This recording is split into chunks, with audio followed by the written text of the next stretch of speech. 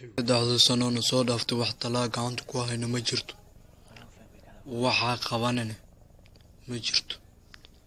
Say ku dhicaysaa midaas adaa kula hadlaaya. Sababtu waxay tahay nimanku wayna soo weerareen waxay nagu soo qaadeen weeraro waan u dul qaadanay.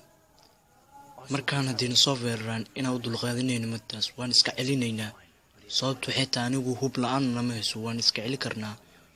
waxaan ku sharafeynaa madaxweynaha ma garatay سيلين أنا صوت حتى oryahay anigu aqli badan waanu hayaa qorsheyn qaraxa sadaqna waa ku baaba'ayaan maskaxdaasna waxa dagay nin kala mahna waa aniga ma fahanto oryahay dheelna kuma dagayso areexayaan ma aqaan taasna anigu ayaa dagay waxaan ku sheegayaa nimankaas weerarku noo soo qaadan waa iska celinayna markaan hubkana waan soo qaadanayna sababtu xitaa diyaaradda sadana la qarin oryahay diyaaradda say u jeelaysaa aduu nimanku wana soo weerarayaan diyaaraddan way saaran yihiin mu'aamina midaas anigu waa maqshay waa si ku dhaqsiina ku weerarna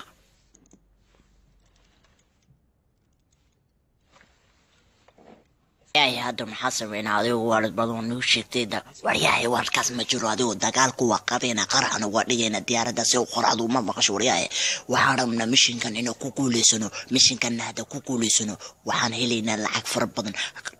si ku heleynaa adigu noo sheeg kartaa wariyay aqli wax la dhahay aleeda ma jirto aybkaygu anigu waan ku jeclahay inaan iga tagtay ma dawlahay dagaalahan ku dhimad ayaa malaga yaabo waan ku jeclahay anigu saaxiibkaygu aad baa ku jeclaa laakiin dagaalku waa inaan qadnaa waad dagaalkii faraha oo laga bixi lahay sidaan xurnimo u qaadan lahayn wadankeennuna waa u halgamaynaa diyaaraddaas qaraxana wadana waan baabi'inaynaa waan dhammaynaynaa waa horgal wacan